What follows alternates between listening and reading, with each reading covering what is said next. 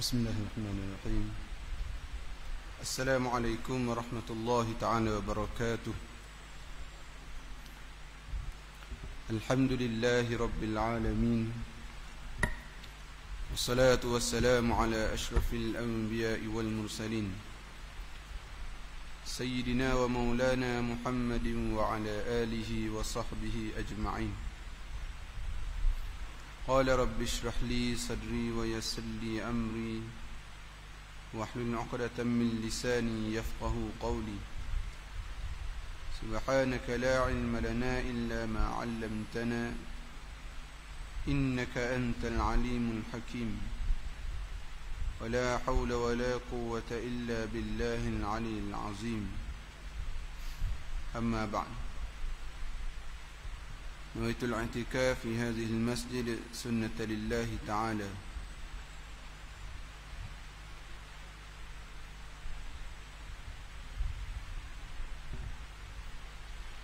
Alhamdulillah, pertama sekali marilah sama-sama kita merafakkan kesyukuran kita kepada Allah Subhanahu wa taala di atas nikmat-nikmat yang diberikan kepada kita terlalu banyak sehingga tidak dapat kita menghitungnya.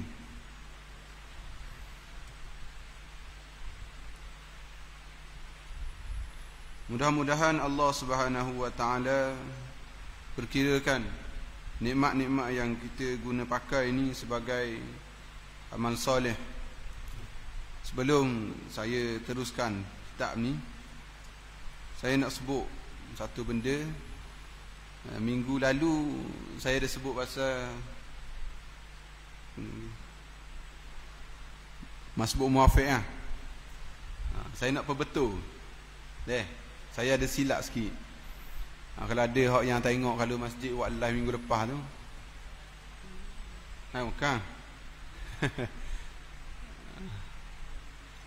apa panggil 3 rukun yang panjang tu, rokok 1, sujud 2, sujud. Rokok 1, lepas tu 2 sujud. Tu 3 rukun yang panjang. Faham tak? Saya balik duk dengung. Pasal je salah pasal. Kita belek-belek mula, salah sungguh. Muju Allah panjangkan umur. Dapat niat dalam hati ni memang nak cover balik lah. Faham dah tak? Makmum yang saya sebut, yang muafiq dia boleh masbuk. Jadi dia tertinggal dengan iman ni 3 rukun yang panjang dimaafkan. 3 rukun yang panjang tu rokok, sujud. Sebab apa? Sebab rukun ni kita boleh panjangkan. Nak munajat dalam rokok boleh. Nak munajat dalam sujud boleh. Tapi yang tidak duduk antara 2 sujud tak boleh. Dia sekejap je, rukun yang pendek. Jadi itulah rukun yang panjang. Boleh dah? Boleh? Yang angguk belaka, minggu lepas angguk, minggu ni angguk kok. Semoga dapatlah tu. Okey, insya-Allah kita sambung pada minggu ni, iaitu kitab Tanbihul Ghafilin. Bab yang ke-11 ni, tanda-tanda hari kiamat, iaitu keadaan huru-hara pada hari kiamat. Masih duduk dalam tajuk ni lagi. Macam mana keadaan kita, keadaan anak kita, isteri kita. Waqala muallif rahimahullahu ta'ala wa nafa'ana bi'ulumihi bid-daraini amin ya rabbal alamin.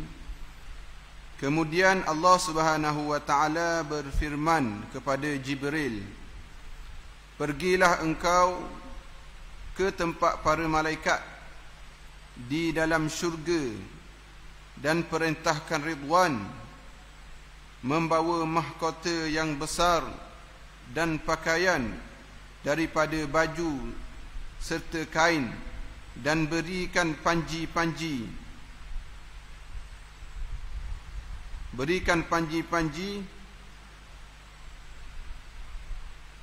yang aku sediakan khusus untuk kekasihku Muhammad sallallahu alaihi wasallam. Lalu Jibril mengambil mahkota dan panji-panji itu. Mikail pula membawa pakaian dan selendang. Israfil membawa baju dan kasut. Dan Jibril membawa barak. Mereka berhenti di antara langit dan bumi. Lalu Jibril berkata, di manakah bumi? Di manakah bumi dunia? Dan manakah kubur Rasulullah sallallahu alaihi wasallam? Malaikat tanya ni, mereka berhenti di antara langit dan bumi. Lalu malaikat Jibril berkata, di manakah bumi dunia? Sebab apa dia tanya? Sebab masa tu telah ditiupkan angin sangkakala.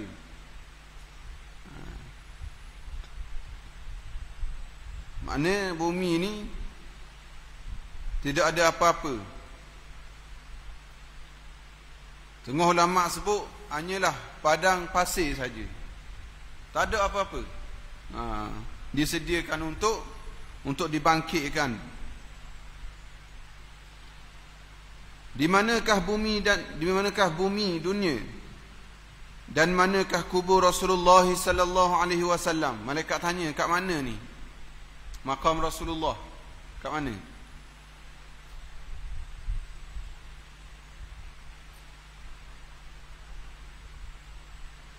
Maka bumi bergerak-gerak dan kubur Rasulullah sallallahu alaihi wasallam pun terbuka.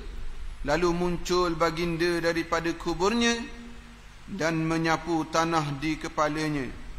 Nabi sallallahu alaihi wasallam duduk di atas kepala tanah, duduk di atas kepala kubur dan menoleh ke kanan dan ke kiri, sedangkan tidak dilihat oleh baginda satu kampung atau rumah pun. Rasulullah dia dibangkit, lalu dia tengok ke kiri dan ke kanan, tidak ada apa-apa. Benda ni dalam bab akidah, dalam bab beriman kepada hari akhirat, hari kiamat. No. Minggu lepas ingat ke tak?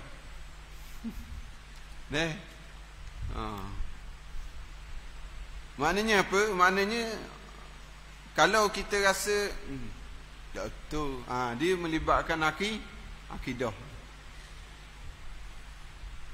Akidah ni bukan sifat 20 saja.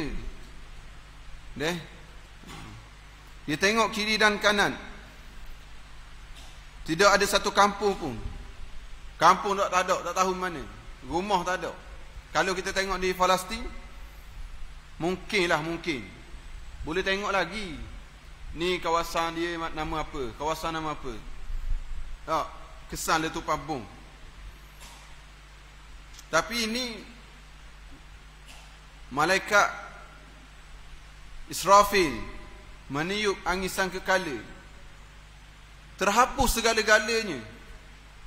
Kan kita baca dah minggu-minggu lalu, bila dibangkitkan Allah tanya, mana raja ni? Mana raja hak yang dulu?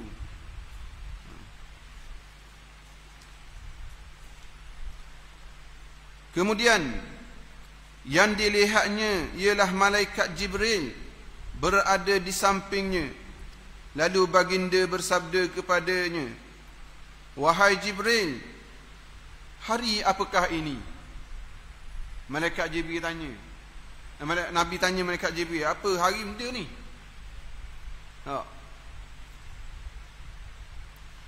Jibril membalas, inilah hari yang mana engkau dapat memberi syafaat kepada umatku, kata malaikat Jibril. Hari ni hari yang mana mu boleh beri syafaat kepada umatmu. Saya rasa dalam masjid ni tak ada seorang pun rasa macam tak apa ada oleh syafaat. Tak ada seorang pun. No. Tidak ada seorang pun yang pergi ke Madinah, pergi dekat Raudah, balik Kaabah tak mau pergi dah. Tak ada lagi. Hak dak rajin pergi Kaabah nak pergi.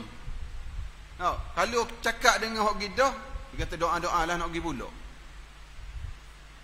Sebab apa? Allah buat fitrah. Sebab tu orang yang tak suka Rasulullah ni hidup dia tak aman. Dia tidak ada ketenangan dalam hidup. Walaupun luar ni dia buat macam happy, dia gembira, sebenarnya dia tidak ada satu keamanan dalam kehidupan dia sebab dia tidak mencintai Rasulullah. Khutbah Jumaat ke berapa saya tak ingat.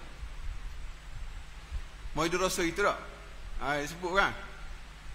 Siapa-siapa yang nak, Allah kata, nak takwa, nak redha, nak keampunan ke aku, dia kena apa?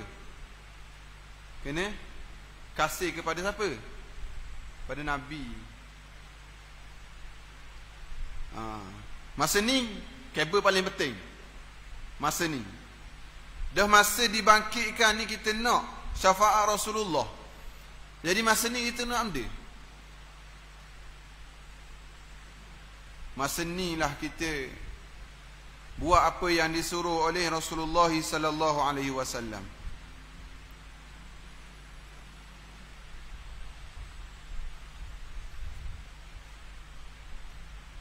Lalu baginda sallallahu alaihi wasallam bertanya, Nabi tanya, di manakah sekalian umatku? Nabi tanya. Bangun tu tengok jumpa malaikat Jibril, lalu Nabi tanya. Hari benda ni, itulah kita duk baca Maliki Yaumiddin, hari pembalasan, hari keadilan. Hari ni disebut untuk berlaku adil. Hari ni orang sebut nak melakukan keadilan, nak buat adil. Manusia tidak akan mampu melakukan seadil-adilnya melainkan hari yang disebut oleh Allah Subhanahu wa taala di dalam surah Al-Fatihah yang kita duk baca tu, Maliki Yaumiddin. Setiap kali kita sebut dalam sembahyang ni, kita boleh ingat, kita cuba bayangkan, kita cuba bayangkan macam mana keadaan diri kita. Contoh,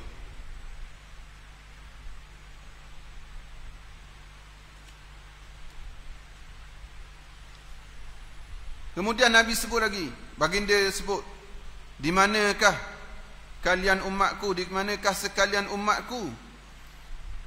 Ditanya, mana umat aku sekarang ni? Aku ingin engkau khabarkan kepadaku. Nabi suruh malaikat Jibril ni khabar ke Nabi, mana umat aku duduk. Maka malaikat Jibril memberitahu, demi kemuliaan Tuhanku, tiada seorang pun daripada hamba Allah yang dibangkitkan lebih awal daripada Tuhan hamba. Maksudnya apa? Seluruh makhluk yang Allah cipta yang akan dibangkitkan nanti,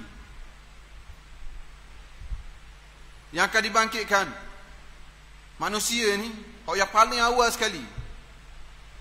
Nabi Adam tidak, Nabi Ibrahim tidak, umat Bani Israel tidak.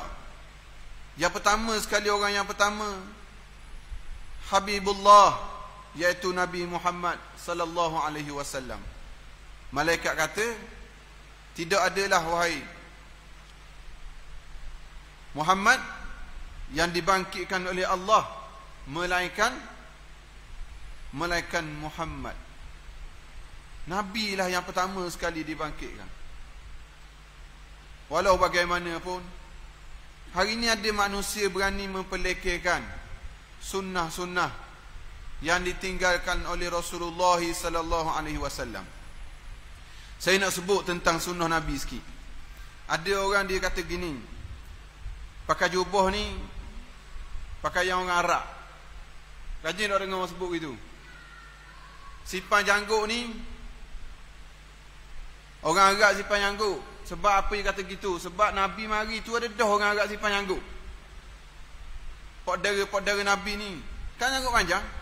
Abu Talib, orang-orang yang besar di kalangan Nabi, pembesar-pembesar Quraisy.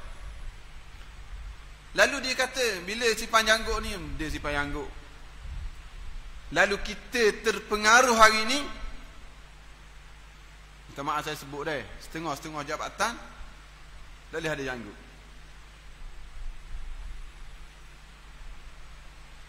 Kenapa? Walaupun itu etika kerja, tapi kita kena ada dalam satu sifat diri kita bahawa sipan janggut adalah sunnah Rasulullah. Buka kitab Syama'il Muhammadiyah, Imam Nawawi ada disebut secara jelas macam mana Rasulullah ni dia ada janggut dia pula macam mana.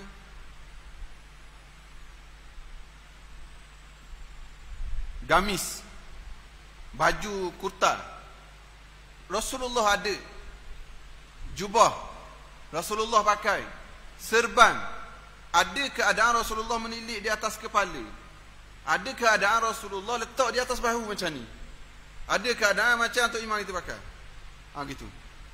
Bukan hak ni saja sunnah. Ada orang salah faham, dok pakai gini, dok pakai serban ikut Nabi. Dok. Tapi kalau pakai hak ni, pakai hak ni. Tok Imam. Malaysia kadang-kadang mari panau dia tahan kau. Jangan buat gitu pula. Ni. Dia mengundang fitnah. Tapi saya nak sebut pakaian Rasulullah, apa yang pernah dibuat oleh Rasulullah berbentuk perbuatan. Berbentuk perbuatan itu adalah sunnah. Saya duduk di Indonesia hari itu, ada satu fahaman ni, saya tak ingat Salafi ke Wahabi ke, maaf kalau ada orang marah ada golongan ni ataupun Muhammadiyah, saya tak ingat. Dia tak simpan janggut, kuat semayang sunat, kuat baca Quran, pakai jubah, pakai piyah dia saya tak tahu ni, contoh piyah lembek gini, jangan Ustaz saya pakai gitu.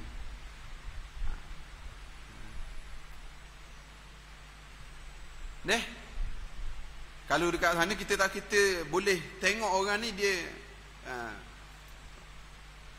aliran mana dengan berpandu pakaian. Kat Malaysia tak boleh. Malaysia ni pakai piyah lembek gini pun Maturidi, Syairah. Tak, mazhab Syafi'i. Kalau dekat sana kita boleh kenal. Dan ada satu golongan tak simpan janggut. Ada pensyarah tempat saya belajar tu memang dia tak simpan janggut ni. Dia kata bukan sunnah. Apa yang ada pada badan Rasulullah bukan sunnah. Jadi kita kena ingat baik-baik, jangan kita mudah terpengaruh. Nak menyebut satu-satu, nak bertindak, kalau boleh rujuk ataupun kita tanya dulu kepada tok guru, orang yang alim, ni sunnah ke tak?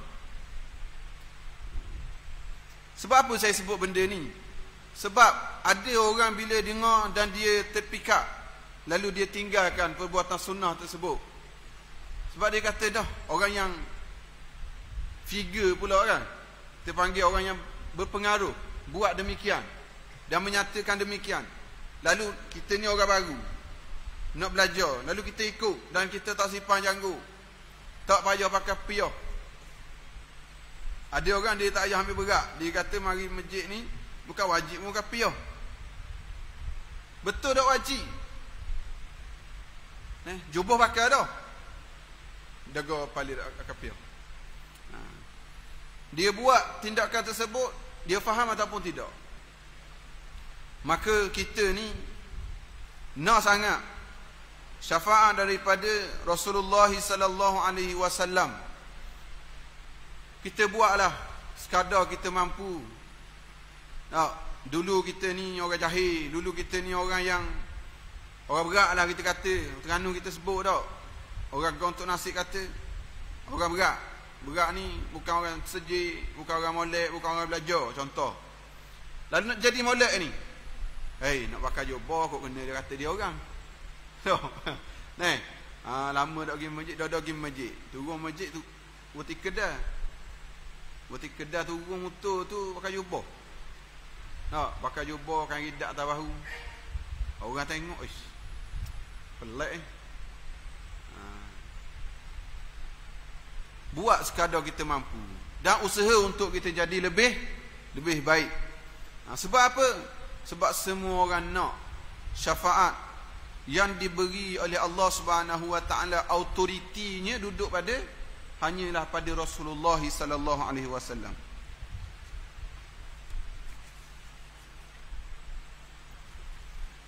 Yang kita mulakan tadi, kemudian Allah Subhanahu wa taala berfirman kepada Jibril.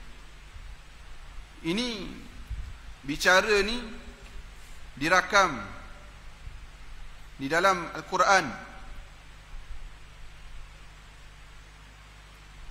Allah firman kepada malaikat Jibril yang saya sebut tadi tu, bicara di antara malaikat-malaikat dengan Allah Subhanahu wa taala. Disampaikan wahyu tersebut kepada Rasulullah sallallahu alaihi wasallam, sampaikan kepada para sahabat. Mari zaman Sayyidina Umar ditulis sebab satu perang berlaku ramainya huffaz syahid ketika berlaku peperangan. Allah berfirman kepada malaikat Jibril, pergilah engkau ke tempat para malaikat di dalam syurga. Disuruh pergi. Allah suruh pergi, suruh malaikat Jibril pergi ke dalam syurga. Dan perintahkan Ridwan, suruh malaikat Ridwan membawa mahkota Rasulullah ni. Dia akan diberi mahkota oleh Allah Subhanahu wa taala sebagai kemuliaan Rasulullah. Sebelum dia lahir atas muka bumi, dah dimuliakan oleh Allah Subhanahu wa taala. Duduk atas muka bumi dimuliakan.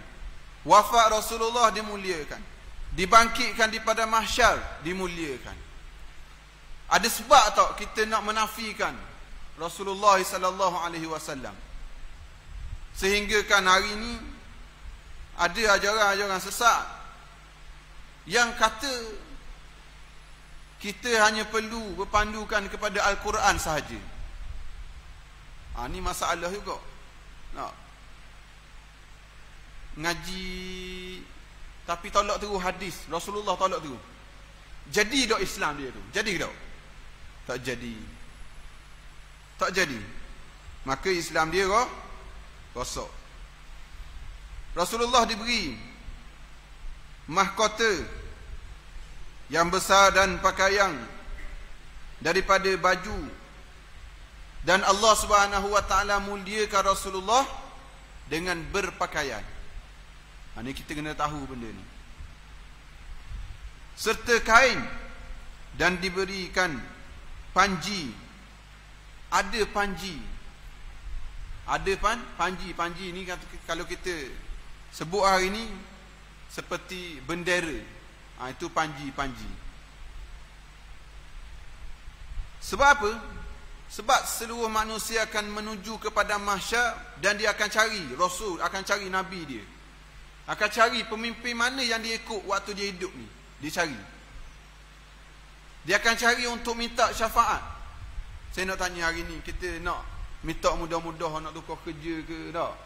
Nak apa-apa urusan lah, kita cari orang. Kalau tak ada jawatan benda ke, kita cari hak dia jawatan. Saya ada jawatan.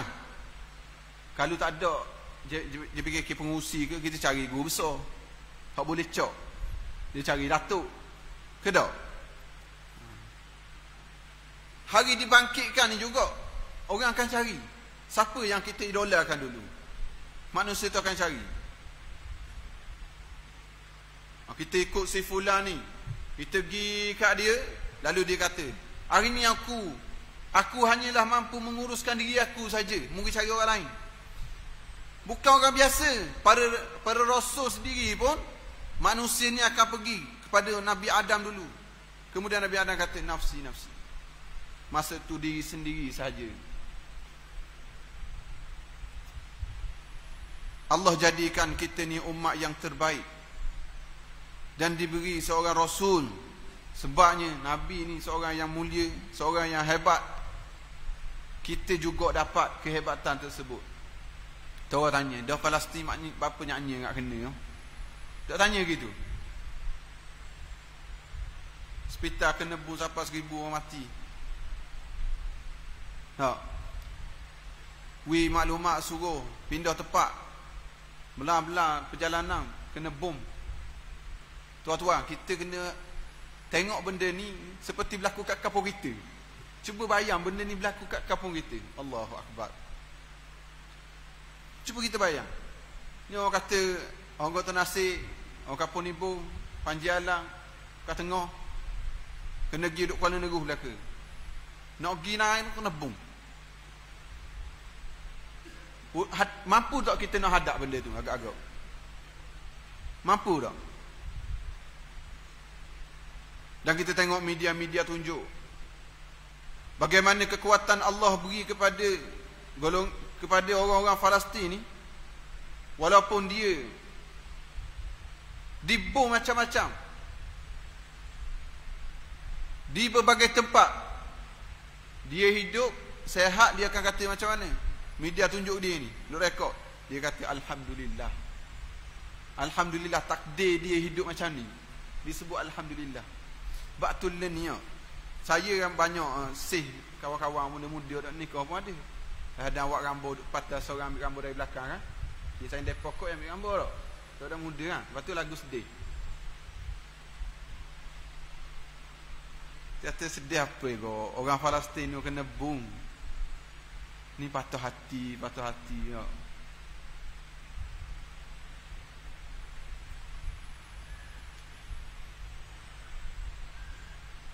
Sebab apa mereka teruskan perjuangan tersebut? Sebab akidah.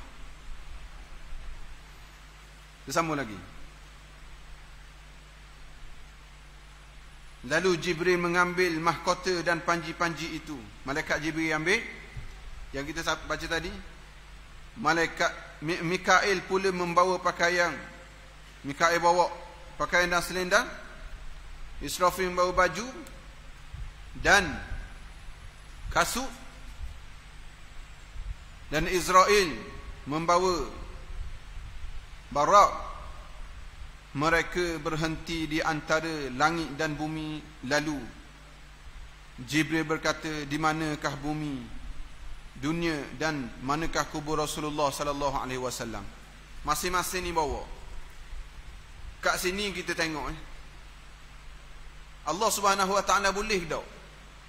Boleh ke tak Allah nak perintah baju mahkota tu gila lu kat Rasulullah? Boleh tak? Boleh je. Dia buat apa Allah ni? Dia suruh malaikat-malaikat pergi ambil, bawa kepada Rasulullah. Sebab apa? Kat sinilah kita kena faham bahawa Allah ni Tuhan Rabbul Jalil, Raja segala raja. Allah perintah pula malaikat-malaikat yang kita kata kalau Perdana Menteri hok besar-besar. Tak?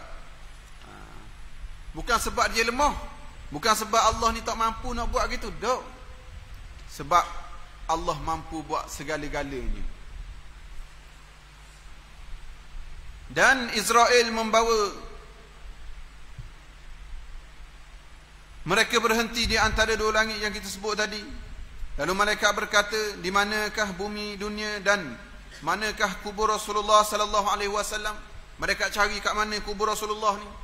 Sebab selepas, kalau kita baca hadis, macam mana selepas daripada tiupan angin sangkakala yang pertama, Lalu dunia ini tidak ada apa-apa. Tidak ada apa-apa. Kita tengok latar ni. Tak. Kalau latar ni putih, maka kosong sebegitu. Kosong, tidak ada apa-apa. La haula wala quwwata illa billah. Maka bumi bergerak-gerak. Lalu Allah perintah bumi bergerak-gerak, dan kubur Rasulullah sallallahu alaihi wasallam pun terbuka. Allah perintah kubur Rasulullah terbuka. Macam cerita lawak tak? Cerita apa panggil apa? Tahu budak-budak tu? Cerita yang direka-reka. Betul tak? Tapi inilah akidah. Inilah akidah. Akidah ni, Islam ni dia tak cukup dengan akal saja. Tak cukup. Saya biasa sebut, kalau Islam ni cukup dengan akal, logik ke tak? Kita musafir pakai khuf, yang orang musafir pakai tu kan, dia tak perlu buang. Dia nak ambil air semayang ataupun dia tayamum, dia kena sapu mana? Bawah ke atas? Dia sapu atas. Cara logik akalnya kotor mana? Dia kotor bawah tau. Sayyidina Ali kata, inilah nak perumpamaan Islam ni bukan dengan akal saja. Bukan dengan akal saja. Kemudian, kalau dengan akal saja jeng tau. Agama Hindu, agama Buddha, agama ni orang buat. Bukan agama Samawi. Agama Samawi ni agama Kristian, agama Nasrani, agama Yahudi tu. Dan di peso dia ulama-ulama dia, ahli kitab dia ubah suai. Ubah suai. Lalu Allah turunkan kitab Al-Quran. Dah kita wajib tak beriman kepada kitab-kitab tu? Wajib beriman. Tapi rujukan kita kepada mana? Al-Quran sahaja. Nak tahu kok 4 kitab tu? Tanya kitab dia. Tak tahu. Tak. Jangan ulok lah ni kali lagi lalu tanya. Apa ayahnya?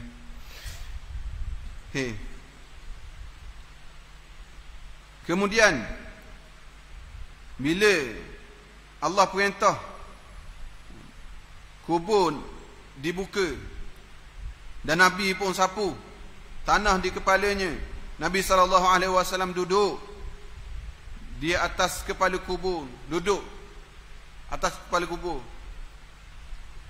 Kemudian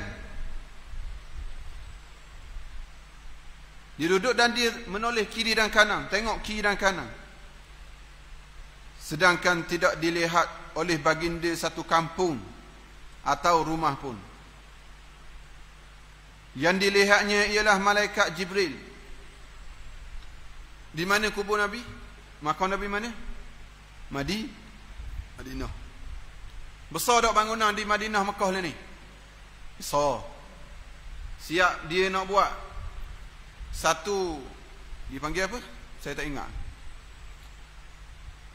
Dia nak buat bandar tu. Bandar yang street tu. Street apa dipanggil? Street kan?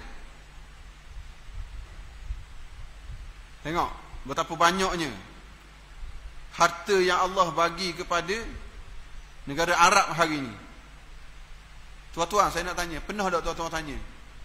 Tanya, sebab apa hari ini umat Palestin diratah seperti yang kita tengok hari ini? Pernah tak tertanya? Sebab apa umat di Palestin diratah seperti yang kita tengok hari ini, sedangkan negara yang dipimpin oleh umat Islam, mana orang Islam yang pimpin? Saudi, Qatar, Kuwait, Dubai. Hak yang banyak ni kaya-kaya ni kan, termasuk negara kita Malaysia, kaya kita. Hanyalah mengeluarkan statement wallahu alam, berita pun yang kita tengok belum lagi sampai apa-apa jet perjuangan, baik daripada laut, daratan ataupun udara. Tuan-tuan pernah fikir tak, jika mereka semua ni bersatu dan pergi membantu di Palestin, saya rasa secara logik kita lah mustahil tak menang. Ke tak? Turki, negara yang besar dan kuasa yang kuat, mustahil tak menang. Mustahil. Apakah daya hari ini? Saya sebut sini, saya rasa kita seperti tidak ada seorang ayah. Khalifah tidak ada. Lalu kita hanya melihat sidang media daripada ketua-ketua negara yang kita rasakan kaya dan kuat.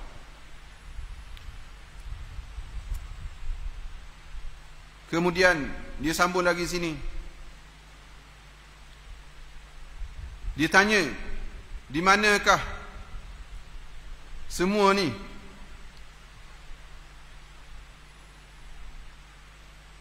Lalu malaikat sebut, sebenarnya sekarang ni tak ada lagi hak yang dibangkitkan malaikatmu saja Muhammad.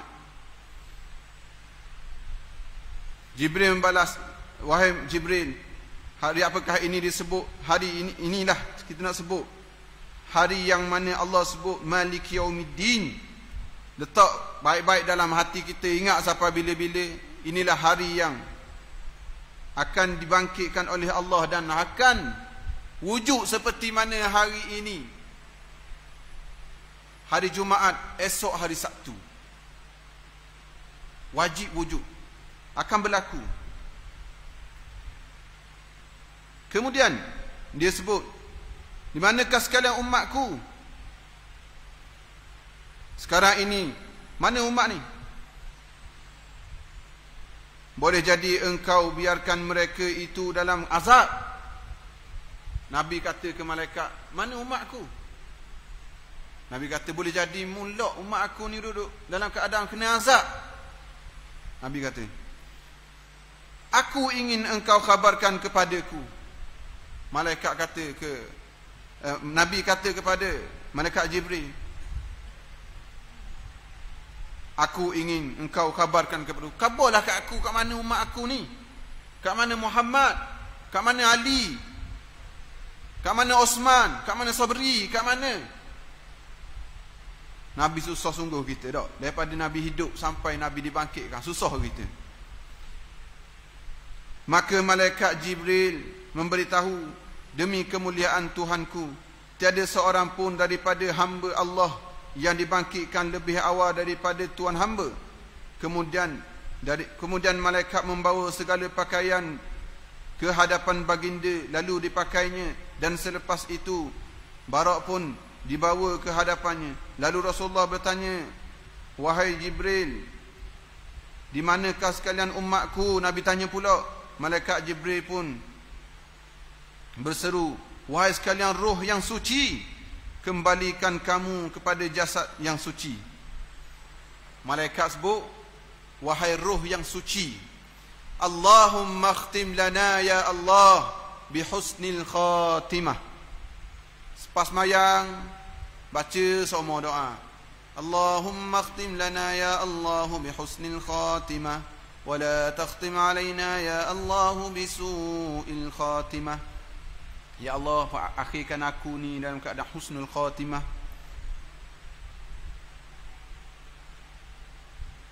Wahai sekalian roh yang suci, kembalilah kamu kepada jasad yang suci. Lalu bangkit berdirilah Abu Bakar dan Umar.